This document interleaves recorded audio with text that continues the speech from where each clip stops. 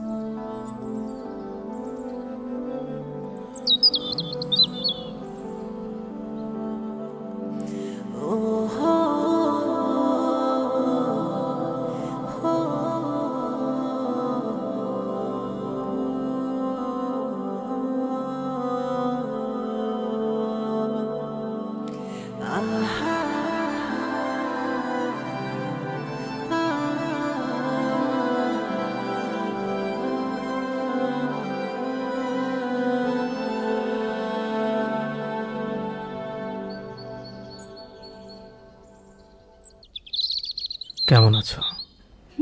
ভালো। তুমি? ভালো। ভেবেছিলাম আসবে না।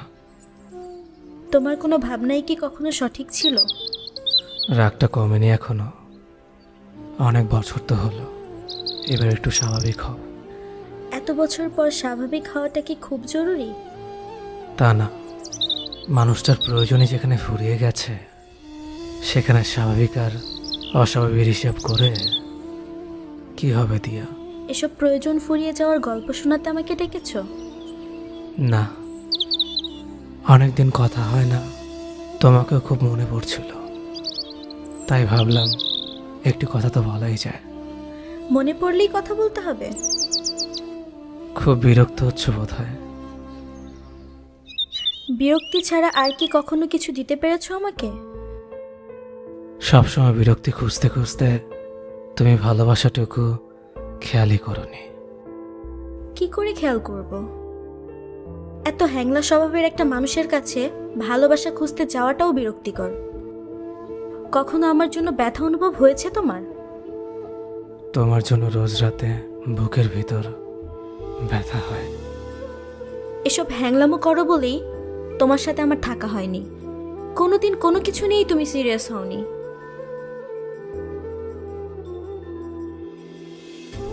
সিরিয়াস হওয়াটা কি খুব জরুরি দিয়া? অবশ্যই জরুরি।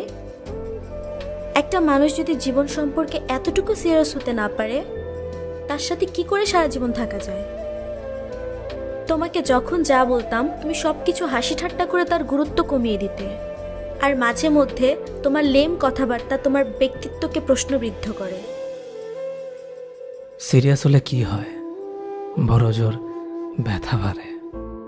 এই যে তুমি নেই, এই শূন্যতাটাকে যদি খুব সিরিয়াসলি নিয়ে নিলে, বেঁচে থাকাটা বোধ হয় বড় কঠিন হয়ে যাবে। তার চেয়ে আমি বরং সিরিয়াস না হয়ে ভালো আছি। তোমার পার্সোনালিটির সমস্যা আছে প্রিয়। ব্যক্তিত্ব বলতে তুমি আসলে কি বোঝো দিয়া? ওসব তুমি বুঝবে না। তুমি আমার মাঝে কি কখনো আমাকে খুঁজে দেখেছো? খুঁজে দেখার মতো তোমার মধ্যে কিছু ছিলই না কখনো। সব কিছুতে সিরিয়াসনেস থাকলেই কি সে ব্যক্তিত্ব সম্পূর্ণ মানুষ হয়? না হলেও তাকে নিয়ে একটা জীবন কাটানো সহজ। পেয়েছো এমন কাউকে? বাবা বিয়ে ঠিক করেছে। ছেলে একটা প্রাইভেট কোম্পানির ম্যানেজার পোস্টে আছে। কথা বলার ভঙ্গিটাই অন্যরকম। সব কিছুতেই বুঝে শুনে জবাব দেয়। তাহলে তো বেশ ভালো, তোমার মনের মতোই কেউ এসেছে জীবনে। মনের মতো কিনা জানি না, তবে তোমার মতো কেয়ারলেস হ্যাংলা টাইপের না। তোমার মনে আছে প্রথম পরিচয়ে তুমি কি বলেছিলে? তুমি বলেছিলে আপনি সারাক্ষণ এমন খুশি থাকেন। আমি বললাম হ্যাঁ, সব সময়। তুমি বললে বাহ, মানুষ এতটা অদ্ভুত হয়। ওই সময়টা একটা ফ্যান্টাসি ছিল, জীবন তো আর ফ্যান্টাসিতে চলে না। বেঁচে থাকাটাই একটা ফ্যান্টাসি।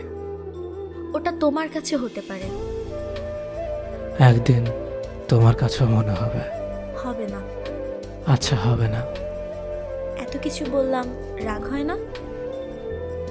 ভালোবাসার মানুষের রাগের বিপরীতে রাগ হলে দূরত্ব বেড়ে যায়। দূরত্ব কি এখনো বাড়েনি? বাইরে থেকে বেড়েছে হয়তো, ভেতরে বাড়েনি। ভেতরে যেটা বেড়েছে সেটার নাম শূন্যতা। তোমার ভিতর শূন্যতা? বড্ড হাসালে। সারা জীবন হাসানোর দায়িত্বটা পেলাম না।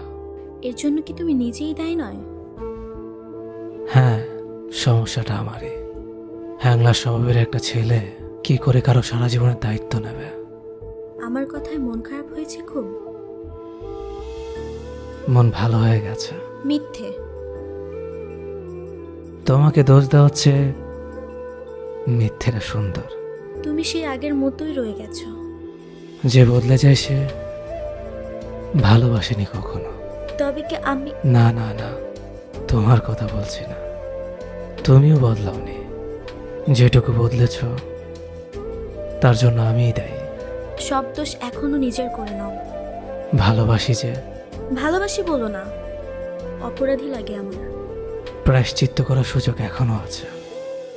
না প্রিয়, নেই। একবার দূরে চলে গেলে কাছে আসার আর সুযোগ থাকে না। যেটুকু থাকে ওটা মিথ্যে। আমার তো কোনো অভিযোগ নেই। বুকের ভেতরে শূন্যতায় আবার ফিরে গেলেও শূন্যতা কমে না। ফিরে এসো দিয়া। প্লিজ। কেন? কাল আমার বিয়ে।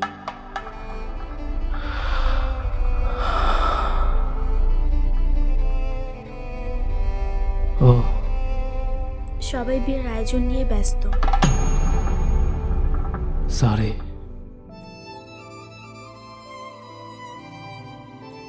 আচ্ছা, আজ আসি। চলো তোমাকে একটু সামনে দিয়ে আসি। চলো।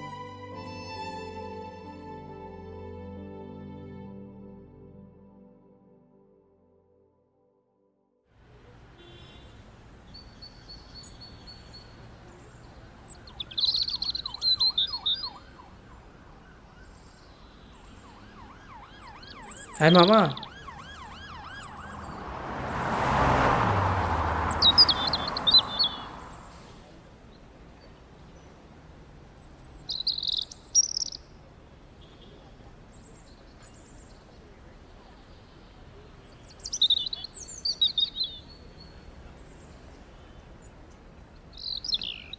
শোনো, এখন এই মুহূর্তে আমাকে নিয়ে পালাতে পারবে?